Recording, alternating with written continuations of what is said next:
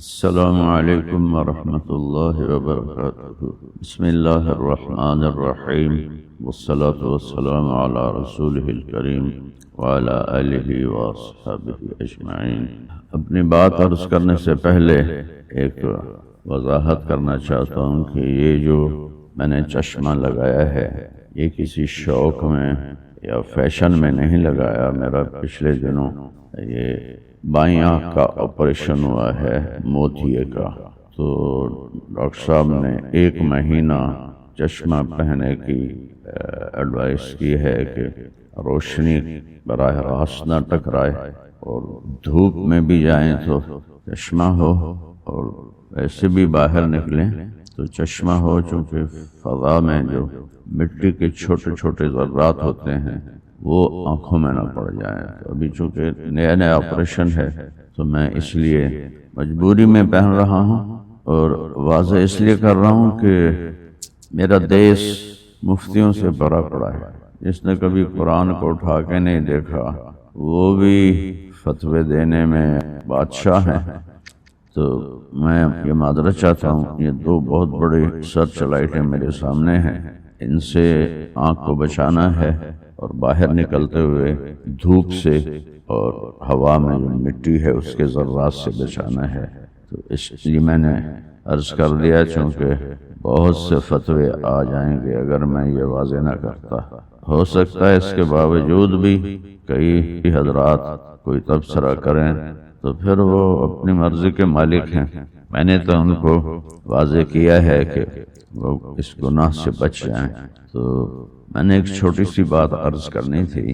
الحمدللہ اللہ تعالیٰ نے عاشورہ کا دن اور پہلے 10 دن میں ہی زیادہ محرم کی سرگرمیاں ہوتی ہیں، اگرچہ یہ غم تو ساری زندگی کا ہے، نہ مٹنے والا ہے، لیکن اللہ نے عافیت سے گزار دیا۔ کہیں کوئی فتنہ نہیں ہوا، کوئی جھگڑا لڑائی، کہیں کوئی قتل و غارت اموات جو پہلے بہت ہوتی تھیں، اللہ تعالیٰ نے اس سے ہم سب کی حفاظت فرمائی۔ اس پر ہم سب کو اللہ کا شکر ادا کرنا چاہیے۔ دوسری بات، میں نے محرم کے پہلے دن ریکارڈ کروائی تھی کہ بھائیو، امام حسین علیہ السلام کو باغی نہ کہو اور یزید کو امیر المومنین نہ کہو۔ حضرت عمر بن عبدالعزیز کے سامنے ایک شخص نے یزید کو امیر المومنین کہا، تو عمر بن عبدالعزیز تو خود بنو امیہ میں سے تھے، لیکن انہوں نے اس شخص کو 20 کوڑے لگوائے بھرے دربار میں کہ تم نے اسے امیر المومنین کیوں کہا؟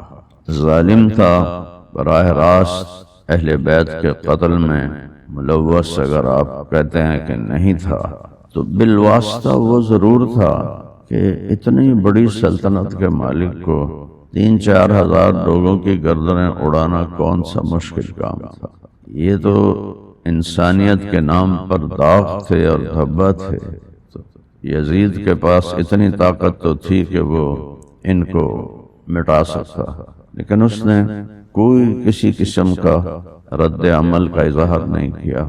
اور ابن زیاد نے کہاں سے اہل بیت کے مستورات کو اونٹوں پہ بٹھایا، کوفے میں لایا، پھر کوفے سے شام دمشق پہنچایا، وہاں یزید کے دربار میں مکالمے ہوئے، ساری کتابوں میں ہیں۔ تو اور ایک تو میں نے کلپ سنا، وہ صاف فرما رہے تھے کہ حسین تو باغی تھا اور باغی کے خلاف قتال کرنا واجب ہے، اور ایک صاحب فرما رہے تھے کہ ابن زیاد نے قاضی شریح سے فتویٰ لیا، تو انہوں نے فتویٰ نہیں لیا تو اس نے پیسے بھیجے کافی سارے، پھر کہا فتویٰ دو، انہوں نے فتویٰ نہیں دیا، انہوں نے پھر بہت بڑی رقم بھیجی، تو 3 دفعہ اس نے قاضی شریح کو پیسے بھیجے، انہوں نے فتویٰ نہیں دیا، تو انہوں نے اس نے پیغام بھیجا میرے پیسے واپس کرو۔ وہ تو قاضی شریح رحمۃ اللہ علیہ لگا چکے تھے، تو پھر انہوں نے فتویٰ دے دیا۔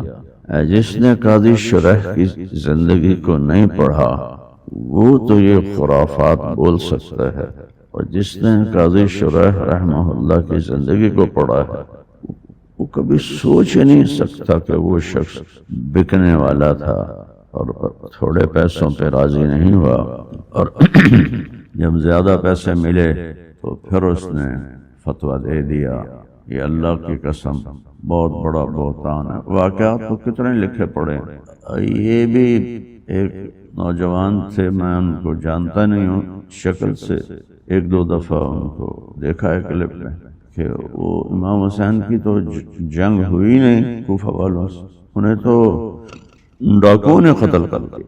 اللہ اکبر کبیر۔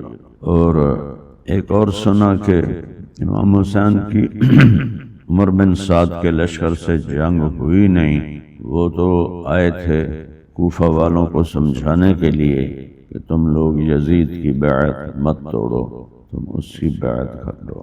تو اس کے بعد وہ یزید کے دربار کی طرف چل پڑے کہ جا کر میں ان کو ساری اپنی کارگزاری سناتا۔ تو ان لوگوں نے سوچا کہ یہ تو ہمیں مروا دے گے یزید کے سامنے، تو انہوں نے ان کے ساتھ ہی شامل تھے، وہ انہوں نے حملہ کر کے امام حسین علیہ السلام کو شہید کر دیا۔ ہو سکتا ہے لکھا ہو کتابوں میں تو کتنی خرافات لکھی پڑی ہیں کوئی تحقیق کے بغیر۔ اس کا بڑا دکھ ہوا، امام حسین علیہ السلام کو ڈاکوؤں نے مار دیا۔ وہ اتنے ڈاکو کہاں سے آ گئے تھے؟ وہ یزید بگڑا ہوا تھا، عوام تو پرامن اور صالح تھے۔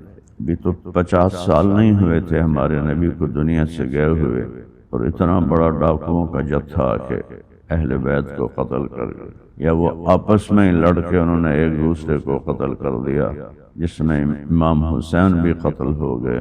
تو ایسی باتوں سے پرہیز کریں۔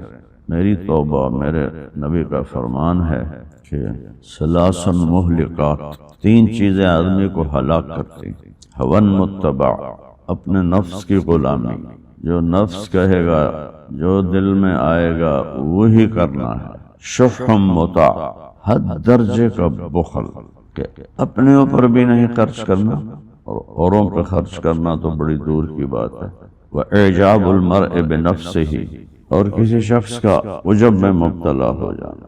عجب ہوتا ہے اپنے آپ کو بہت بڑیا اونچا سمجھنا، اور جب اس کے ساتھ یہ شامل ہو جائے کہ باقی لوگ حقیر ہیں، میں بڑا سپیریئر ہوں، تو پھر یہ تکبر بن جاتا ہے۔ اور آپ نے فرمایا وَهِيَ أَشَدُّهُنَّ، یہ بخل سے، نفس کی غلامی سے زیادہ سخت قسم کا جرم ہے کہ اپنی خوبی دیکھتے رہنا اور اپنے آپ کو اچھا سمجھنا۔ جب وہ اوروں کو برا اس کے ساتھ سمجھتا ہے تو پھر وہ متکبر ہو جاتا ہے۔ تو اللہ تعالیٰ مجھے عجب سے بچائے۔ میرے والد صاحب بڑے ادیب شخص تھے اور شاعر بھی تھے، اور اردو فارسی میں ان کی کتابیں بھری پڑی تھیں، اس لائبریری میں تاریخ کی کتابیں تھیں۔ تو میں میرے خیال میں 5ویں میں تھا، اس وقت کی 5ویں، آج کی 5ویں نہیں ہوتی تھی۔ تو میں نے وہاں حضرت خالد بن ولید کی نام پر ایک کتاب دیکھی جو صادق حسین صدیقی رحمہ اللہ نے لکھی تھی۔ وہ جب میں نے پڑھی تو میرا ذوق شوق تاریخ کی طرف مڑ گیا، اور 7 سال کی عمر سے اب میں 70 سال کا ہوں، میں نے تاریخ کو پڑھنا نہیں چھوڑا۔ یہ میں دعویٰ نہیں کر سکتا کہ مجھ سے زیادہ کسی نے تاریخ نہیں پڑھی۔ ہاں میں یہ ضرور جسارت کر سکتا ہوں کہ میں نے اللہ کے فضل سے تاریخ کو بہت پڑھا، اور میرے اللہ نے مجھے اپنے غیبی خزانوں سے حافظہ دیا کہ مجھے چیزیں یاد رہ جاتی ہیں پڑھتے پڑھتے، اور جو مضمون دل کو لگتا ہو وہ تو ایک ہی دفعہ پڑھنے سے یاد ہو جاتا ہے۔ تو تاریخ میں نے بہت پڑھی ہے، اور میں بالکل قسم کھا کے کہہ سکتا ہوں کہ قاضی شریح پیسوں پر بک گئے، یہ بالکل جھوٹ ہے اس عظیم ہستی پر جس کا چناؤ مولا علی جیسی ذات کرے قضا کے لیے، وہ چند کوڑیوں پہ بک جائیں گے۔ یہ تو ایک لطیفہ ہے، اس پہ ہنسا جا سکتا ہے، یا پھر لکھنے والے پہ رویا جا سکتا ہے کہ بدبخت تو شریح کو جانتا ہی نہیں ہے، تجھے کیا پتا وہ کون انسان تھا۔ تو ایک اس کا بڑا دکھ ہوا کہ غلو کی انتہا ہوئی ہے۔ ویسے تو شکر ہے کوئی ہنگامہ نہیں ہوا، لیکن غلو بہت ہوا ہے۔ امام حسین علیہ السلام کے مرتبے کو گھٹا کے کچھ لوگ بیان کر رہے تھے، اور ان کی شان میں بہت ہی کمی کا اظہار تھا ان کے اندر۔ اتنا جو میں نے سنا کہ باغی تھے، واجب القتل تھے، تو اللہ ان کو ہدایت دے، انہوں نے امام حسین اہل بیت کے سامنے پیش ہونا ہے، انہیں اندازہ ہو جائے گا کہ وہ کیا کر کے آئے ہیں۔ اور پھر ایک کلپ نظر سے گزرا، پہلی دفعہ زندگی میں 70 سال عمر ہو گئی، اور میرے تو رونگٹے کھڑے ہو گئے، اور میں بالکل پاگل سا ہو گیا کہ ایک صاحب اہل تشیع کے عالم فرما رہے تھے کہ حضرت علی کا درجہ حضرت محمد صلی اللہ علیہ وسلم کے بعد جتنے نبی آئے ہیں ان سب سے افضل ہے۔ تو بھائیو، بات کرنے سے پہلے کوئی تھوڑا سوچ بھی لینا چاہیے کہ نبی سے بھی کوئی افضل ہو سکتا؟ جو ہمارے اہل تشیع بھائیوں نے امام مقرر کیے ہیں، کوئی وحی نہیں آئی، کوئی الہام نہیں آیا، کوئی جبریل نہیں آیا، اور خود ساختہ یہ امام بنائے ہیں۔ امام حسن کی نسل میں سے ایک کو بھی نہیں چنا، حالانکہ ان پر بھی اتنا ظلم ہوا ہے جتنا امام حسین علیہ السلام کے قافلے پر ظلم ہوا ہے۔ تو حضرت علی کا درجہ سارے نبیوں سے افضل ہے۔ میں ہاتھ جوڑتا ہوں آپ کو اللہ کا واسطہ، اللہ کے رسول کا واسطہ، اور یہ خرافات ہے، یہ ہذیان ہے، یہ ناممکن ہے کہ ایک شخص سے اللہ براہ راست مخاطب ہو اور اس کی وحی آئے، اور ایک شخص صحابی ہے، امیر المومنین ہیں، امام ہیں، جنت کے سرداروں کے باپ ہیں، جنت کے سردار کے خامد ہیں، چوتھے خلیفہ راشد ہیں، کوئی شک نہیں، لیکن سارے نبیوں سے افضل ہے۔ رونا بھی آتا ہے، ہنسی بھی آتی ہے۔ ابراہیم علیہ السلام کے بارے میں ایک آیت پڑھ کے سنا، ان ابراہیم کان امۃ قانتا حنیفا للہ ولم یک من المشرکین شاکرا لانعمہ اجتباہ وہداہ الی صراط مستقیم ثم اوحینا الیہ ان اتبع ملت ابراہیم حنیفا وما کان من المشرکین۔ پھر ہم نے اے میرے محبوب آپ کو بتایا کہ ابراہیم ایک بہت بڑے قائد تھے، بہت بڑے راہبر تھے، اور شرک سے پاک تھے، اور اللہ ہی کے سامنے جھکے ہوئے تھے، اور اللہ کی چھوٹی چھوٹی نعمتوں پر بھی شکر گزار تھے۔ اللہ نے انہیں چنا، اشتباہ و ہداہ، اللہ نے انہیں ہدایت دی، الی صراط مستقیم، سیدھے راستے۔ ثم اوحینا الیک، پھر میرے محبوب ہم نے آپ کو بھی وحی کے ذریعے حکم دیا کہ اتبع ان اتبع ملت ابراہیم حنیفا، کہ آپ ابراہیم علیہ السلام کی پیروی فرمائیں۔ اتنی بڑی، یہ تو میں نے ایک آیت سنائی ہے، ورنہ تو ابراہیم علیہ السلام کے بارے میں کتنی آیات۔ تو اس لیے میں ہاتھ جوڑتا ہوں، آپ حضرت مولا علی علیہ السلام کے فضائل بیان کریں، ان کو سارے صحابہ سے افضل سمجھیں۔ ہمارے اہل سنت میں بھی امام نسائی، جو ہماری سنن نسائی حدیث کی کتاب ہے، اس کے مصنف امام نسائی، بلخ میں ان کی قبر ہے۔ ان کے نزدیک حضرت علی تمام صحابہ سے افضل۔ ہندوستان میں شاہ ولی اللہ رحمۃ اللہ علیہ کا رجحان بھی اسی طرح، تو چونکہ یہ وحی کے ذریعے سے تو ہے نہیں، یہ تو اجتہاد کیا گیا ہے۔ بہت سے اہل سنت بڑے بڑے مشاہیر وہ حضرت علی کو باقی صحابہ سے افضل سمجھتے ہیں۔ ہاں، جمہور عمومی طور پر ابو بکر صدیق کو وہ سارے صحابہ سے افضل سمجھتے ہیں، لیکن اتنی چھلانگ تو نہ لگائیں کہ علی کو آپ نبیوں سے، رسولوں سے، اور رسولوں کے جد اعلیٰ ابراہیم علیہ السلام کی نسل میں حضرت اسحاق ایک لڑی ہے، حضرت اسماعیل دوسری لڑی ہے۔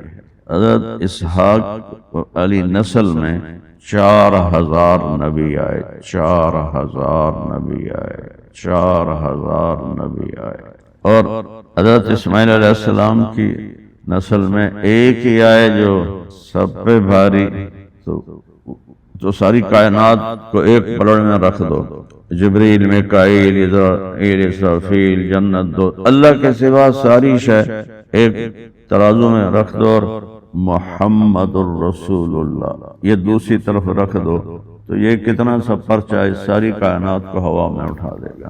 تو میرے بھائیو، اللہ کے واسطے احتیاط کریں۔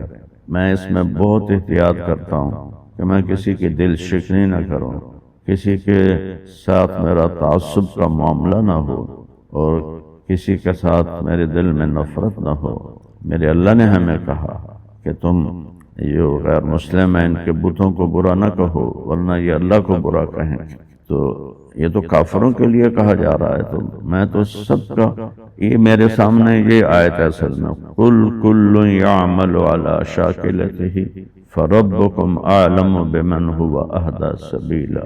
اپنی اپنی تمہاری سوچ ہے اس پہ عمل کرتے رہو، تمہارے رب کو زیادہ پتہ ہے کہ کون ہدایت کے راستے پر ہے۔ تو اس لیے میں تو اس آیت کو سامنے رکھتا ہوں کہ میرا ایک ذہن ہے، ایک سوچ ہے دین کے بارے میں اسے بہتر سمجھتا ہوں، صحیح سمجھتا ہوں، لیکن میں اسے کسی پر مسلط نہیں کرتا، نہیں تجھے سارے جو میں آکھ رہا ہے وہ کرو۔ میرا رب کہہ رہا ہے کل تم سارے یعمل علی شاکلہ، شاکلہ کہتے ہیں کہ انسانی سوچ کا جو ایک دائرہ بن جاتا ہے انسان کے دماغ میں، اور اس میں کوئی چیزیں فٹ ہو جاتی ہیں، اس کو شاکلہ کہتے ہیں۔ میرا شاکلہ ہے لیکن میں اس کی دعوت نہیں دیتا ہوں۔ ہاں میں دعوت دیتا ہوں اللہ کی، لا الہ الا اللہ، کہ اللہ ایک ہے، اس کا شریک کوئی، اس کے سوا کوئی پکارے جانے کے قابل کوئی، محمد الرسول اللہ، محمد اللہ کے رسول اور آخری رسول ہے۔ یہ تو سارے اہل ایمان مانتے ہیں۔ تو شعیب علیہ السلام نے کہا تھا انی لکم ناصح امین، میں آپ لوگوں کے لیے خیر خواہ ہوں۔ تو یہ چند چیزیں اہل سنت میں بھی بہت غلو نظر آیا، اہل تشیع میں بھی بہت غلو نظر آیا۔ تو اس لیے میں، چونکہ آپ میری زندگی پچھلے 40 سال سے اللہ نے مجھے ممبر پر بٹھایا ہوا ہے، میں نے کبھی کسی مکتب فکر کو نہ برا بھلا کہا ہے، نہ ان پر تنقید کی ہے کہ میرے سامنے یہ آیت ہے قُلْ كُلٌّ يَعْمَلُ عَلَى شَاكِلَتِهِ، اپنے اپنی سوچ کے مطابق چلو، اللہ زیادہ بہتر جانتا ہے کہ کون ہدایت پر ہے۔ تو ہم ایک دوسرے کے لیے کفر کے فیصلے نہ کریں، اور یہ معاملہ اللہ پہ چھوڑ دیں کہ اللہ نے قیامت کے دن فیصلہ کرنا ہے۔ لیکن یہ بات اتنی بڑی چیزیں ہیں کہ جن میں کوئی تعویل نہیں ہو سکتی۔ تو امام حسین کو ڈاکوؤں نے قتل کر دیا، سر پیٹنے کو جی چاہتا ہے۔ امام حسین کو ان کے ساتھیوں نے قتل کر دیا۔ وہ تو کوفے آئے تھے سمجھانے کے لیے کہ تم لوگ یزید کی بیعت کر لو، جنہوں نے شروع سے یزید کی بیعت نہیں کی، وہ اب کوفے جا رہے تھے کہ میں ان کو سمجھاؤں گا تم یزید کی بیعت کر لو۔ یہ بہت بڑا غلو ہے۔ اور آپس میں لڑکے ایک دوسرے کو قتل کر دیا کہ ان کو ڈر لگا کہ یزید کو یہ جا کے بتا دیں گے یزید ہمیں قتل کر دے گا، لہذا حسین کو قتل کر دیں۔ یہ ہمارے دوستوں میں غلو ہے، ہمارے اہل تشیع میں یہ دو باتیں ہضم نہیں ہوئیں کہ میں اس کی کیا تعویل کروں۔ شرح کو دین بیچنے والا بنا دیا، پہلے شرح کو پڑھو تو سے، اور شرح کو قاضی مقرر کس نے کیا؟ مولا علی نے مقرر کیا۔ یہ وہ ہیں جنہوں نے حضرت علی کے خلاف فتویٰ دے دیا تھا جبکہ حضرت علی امیر المومنین تھے اور یہ ان کے ملازم تھے، قاضی تھے۔ تو ایک زرہ کے معاملے میں یہودی نے آپ کی زرہ چرا لی تھی، تو حضرت علی نے پہچان لی، تو اس نے کہا نہیں یہ تو میری ہے، تھوڑی ہے ہی نہیں۔ تو قاضی کے پاس معاملہ گیا، تو شرح قاضی تھے، ان کا امیر المومنین اب گواہ پیش کر لیں میں فیصلہ کر دوں گا۔ تو انہوں نے 2 گواہ پیش کیے، ایک قمبر ان کا غلام اور ایک امام حسن علیہ السلام۔ تو قاضی شرح نے حضرت علی کا یہ جو دلیل تھی وہ رد کر دی، کہا بیٹے کی گواہی باپ کے حق میں قبول نہیں ہے، لہذا حسن کی گواہی رد کرتا ہوں۔ اور پھر آپ کے پاس ایک گواہ ہے، جب تک دو نہ ہوں آپ کے حق میں فیصلہ نہیں ہو سکتا۔ حضرت علی نے فرمایا تم حسن کی گواہی کو رد کرتے ہو جو جنت کے مردوں کے سردار ہیں، آپ ہی سے سنا ہے کہ بیٹے کی گواہی باپ کے حق میں قبول نہیں، ہم باپ کے خلاف قبول ہے، حق میں قبول نہیں۔ تو ایسا آدمی پیسے پہ بک جائے گا، وہ بھی ابن زیاد کے پیسوں پہ بک جائے گا، جو خبیث انسان ہی نہیں ہے، کس جیسے انہوں نے اہل بیت کے جوانوں کو ذبح کیا اور ان کے سر نیزوں پہ چڑھائے۔ تو شرح کو پڑھو بھائی، وہ کون ہے؟ وہ پوری دنیا بھی دے دو گے تو وہ نہیں بکے گا، آپ چند ٹکوں پہ اس کو بیچ رہے ہیں۔ اور دوسری بات کہ حضرت علی انبیاء سے بھی افضل ہیں، اور دلیل کیا ہے؟ ندعو ابنانا و ابناءکم و انفسنا و انفسکم۔ علی جو ہیں وہ نفس نبی ہیں، اور نفس نبی ہونے کی وجہ سے وہ عین صفات آخری نبی ہیں، لہذا وہ سارے نبیوں سے افضل ہے۔ بھائی میں ان کے پاؤں پکڑتا ہوں، ہاتھ جوڑتا ہوں، اللہ کی قسم یہ بالکل غلط ہے۔ مجھے اللہ نے عربی کا بہت بڑا ذوق دیا ہے، میں نے عربی کو جان توڑ محنت سے سیکھا ہے اور پڑھا ہے۔ یہ بالکل اس سے استدلال نہیں کیا جا سکتا جب تک کہ کوئی واضح آیت نہ ہو، واضح حدیث نہ ہو۔ تو میں یہ ہاتھ جوڑتا ہوں کہ مولا علی کو بے شک آپ امام مانیں، اپنے عقیدے کے مطابق ان کو آپ سب سے افضل مانیں، لیکن یہ جسارت نہ کریں کہ مولا علی سارے نبیوں سے بھی افضل ہیں۔ اللہ کی قسم میں سب سے محبت کرتا ہوں، کسی کے بارے میں کچھ نہیں، لیکن میں نے یہ پہلی دفعہ سنا تو میرے رونگٹے کھڑے ہو گئے۔ تو پھر میں نے کہا میں جسارت کر دیتا ہوں، کسی کے دل کو لگ گئی تو ٹھیک ہے، نہ لگی تو اس کو اعتراض نہ سمجھیں، مخالفت نہ سمجھیں۔ میری 40 سال کے بیان میرے پڑے ہوئے ہیں، یوٹیوب تو بعد میں آئی ہے، کیسٹوں میں پڑے ہوئے ہیں، آپ سن لیں۔ میں نے کبھی اشارتاً بھی کبھی انسان ہو، شاید کبھی کوئی جملہ نکل گیا ہو، میں قسم نہیں کھاتا ہوں، لیکن میں سب کے لیے ہمدردی محبت رکھتا ہوں۔ اور ایسے ہی میں اپنے بریلوی بھائیوں سے کہتا ہوں کہ وہ ہمیں کافر سمجھتے ہیں، بلکہ من شک فی کفرہم فقط کفر، یہ جملہ بھی ہے مولانا احمد رضا رحمۃ اللہ علیہ کی کتاب میں کہ جو دیوبندیوں کے کفر میں شک کرے گا وہ بھی کافر ہے۔ تو ایسی جو تعصب کی چیزیں ہیں اس سے ہم پہ بہار نہیں آئے گی، خزاں کا شکار ہی رہیں۔ تو اس امت میں اختلاف باقی رہے گا، یہ ختم نہیں ہو سکتا۔ امام مہدی پہ جا کے ختم ہوگا، تو آپس میں پیار محبت سے رہیں۔ اور قرآن پاک کو یہ بھی ایک عجیب سی بات ہے، ایک نوجوان ہے امریکہ میں رہتا ہے، تو وہ کہہ رہا تھا یہ قرآن تو وہ قرآن ہی نہیں ہے جو ہمارے نبی پر اترا، یہ تو ابوبکر عمر کا قرآن ہے۔ تو 1400 سال سے امت بغیر قرآن کے چل رہی ہے، اور امام زمانہ امام غائب آئیں گے تو وہ قرآن لے کر آئیں گے، تو پیچھے تو ساری امت ہی کفر میں چلی گئی، کسی کے پاس بھی پھر قرآن کوئی نہیں ہے، سارے ہی وہ کفر میں چلے گئے۔ بھلا کبھی ایسا ہو سکتا ہے کہ اللہ اپنے آخری نبی کی امت کو اس طرح چھوڑ دے کہ ان کے پاس ان کی کتاب ہی نہ ہو؟ تو ایک اس کا بڑا دکھ ہوا ہے کہ اللہ کہتا ہے انا نحن نزلنا الذکر وانا لہ لحافظون۔ ایسے کس کس کے اللہ نے یہاں الفاظ ہتھوڑے کی طرح ہمارے دماغ پر مارے، بے شک میں نے ہی قرآن اتارا۔ الذکر، قرآن نے کہا الذکر، الف لام لگایا، ہم نے اس کو اتارا، اور انا ہم ہی، دوبارہ تاکید ہے، لہو لحافظون، ہم ہی اس کی حفاظت کرنے والے ہیں۔ لا تبدیل لکلمات اللہ، لا مبدل لکلماتہ، انہ لقول فصل وما هو بالہزل، تفصیل الکتاب لا ریب فیہ، ذالک الکتاب لا ریب فیہ۔ تو قرآن بھرا پڑا ہے تو یہ کہنا کہ یہ قرآن تبدیل ہو گیا ہے، یہ وہ نہیں ہے، وہ تو امام زمانہ لائیں گے، تو میری گزارش ہے کہ اس پر غور فرما لیں۔ یہ قرآن وہی ہے جو میرے نبی پہ اترا ہے، یہ قرآن وہی ہے جو میرے نبی پہ اترا ہے، یہ قرآن وہی ہے جو میرے نبی پہ اترا ہے۔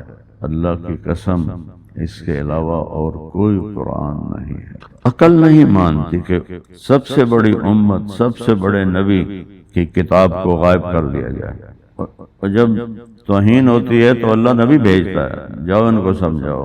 وہ کہہ رہے تھے کہ وہ لوگوں نے توہین کی تو وہ اللہ نے امام زمانہ کو دے دیا، وہ اس کو لے کے سرمن رعا میں یہ شہر معتصم نے آباد کیا تھا، اس میں جا کے وہ غائب ہو گئے۔ اس لیے ہر سال شیعہ وہاں جا کے جمع ہوتے ہیں کہ نکلیں گے۔ ہمارے نزدیک وہ ایسے غائب نہیں ہیں، امام حسن کے اولاد سے ہیں، اور وہ پیدا ہوں گے اور وہ بیت اللہ میں ان کا ظہور ہوگا۔ اور ہمارے شیعہ دوستوں کے ہاں امام حسین کے اولاد سے ہیں، پیدا ہو کر وہ غائب ہو چکے ہیں، اور وہ قیامت کے قریب وہ ظاہر ہوں گے۔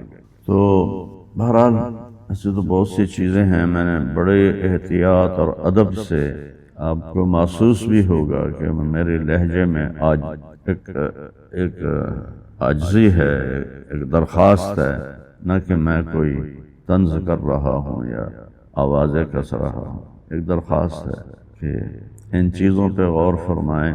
قرآن کو کوئی بدل نہیں سکتا، ایک حرف آگے پیچھے نہیں ہو سکتا، نہ کوئی کر سکتا ہے، نہیں، کبھی نہیں، کبھی نہیں۔ یہ وہی قرآن ہے، وہی ہے۔ بل هو قرآن مجید فی لوح محفوظ، اللہ نے اپنے قرآن میں کہا کہ یہ لوح محفوظ میں محفوظ کر دیا گیا ہے۔ تو اس لیے میری یہ چند گزارشات تھیں، اور بریلوی بھائیوں سے بھی گزارش ہے کہ دیکھو ہم سب ایک دوسرے کو کافر کہنا شروع کر دیں تو پھر تو ساری دنیا میں مسلمان تو ہے کوئی نہیں، تو سارے کافر ہیں، تو پھر یہ جنت خالی پڑی رہے گی، اس میں کون جائے گا؟ ایک فریق کہتا ہے یہ کافر ہے، یہ کہتا ہے نہیں یہ کافر ہے، تیسرا کہتا ہے یہ کافر ہے، وہ کہتا ہے نہیں یہ کافر ہے۔ تو ہر جگہ کفر کے فتوے موجود ہیں، کافر ہے، کافر ہے، کافر ہے۔ جو ان کے سلام کا جواب دے گا وہ بھی کافر ہو جائے گا۔ میں لاہور سے آ رہا تھا کسووال، میں نے گاڑی کھڑی کی، عصر کی نماز پڑھنی تھی، تو وہاں 4 بچے نوجوان خوبصورت سبز پگڑیوں والے کھڑے، تو میں نے ان سے کہا، میں گاڑی سے اتر کر مسجد کے پاس کھڑے تھے، میں نے کہا السلام علیکم، اب مجھے دیکھو، تو انہوں نے کیا کیا؟ ٹھیک ہے، کوئی جواب نہیں۔ پھر میں نے دوبارہ کہا السلام علیکم، انہوں نے پھر کہا، پھر تیسری دفعہ میں نے کہا السلام علیکم، جواب نہیں دیا۔ کہ جو ہمیں جواب دے گا وہ بھی کافر ہو جائے گا۔ اللہ کی قسم یہ سب بدبختی ہے امت کی کہ ایسے فتویٰ دینے والے فتوے دے گئے اور لوگوں کے اندر نفرت کے بیج بو گئے۔ آپ اللہ کے واسطے سب کو محبت سے ملو، محبت سے دیکھو۔ حرمین شریفین کی نماز 1924 اور اب 2026، 102 سال ہو گئے ہیں۔ وہ جن کو آپ وہابی کہتے ہیں وہی امام ہیں جو وہاں نماز پڑھا رہے ہیں۔ کیا اللہ کسی کافر کو اپنے حرم کے مصلی پہ کھڑا کرنے دے گا یا نبی کے مصلی پر کھڑا کرنے دے گا؟ ہرگز نہیں، ہرگز نہیں، ہرگز نہیں، یہ ہو ہی نہیں سکتا۔ تو یہ میری چند گزارشات ہیں، ساتھ میں ہاتھ بھی جوڑتا ہوں، معافی بھی مانگتا ہوں۔ اگر آپ کو اچھی لگیں تو اس پہ غور کر لیں، اور اگر اچھی نہ لگیں تو مجھے معاف کر دیں، میں آپ سے معافی چاہوں گا۔ اللہ کی قسم میں نے کسی بغض کی وجہ سے یا تنقید کی وجہ سے یہ نہیں کہا کہ انی لکم ناصح امین، میں تمہارا ہمدرد اور سچا خیر خواہ، کہ ان چیزوں سے نکلیں۔ اللہ تعالی ہمیں عمل کی توفیق بخش۔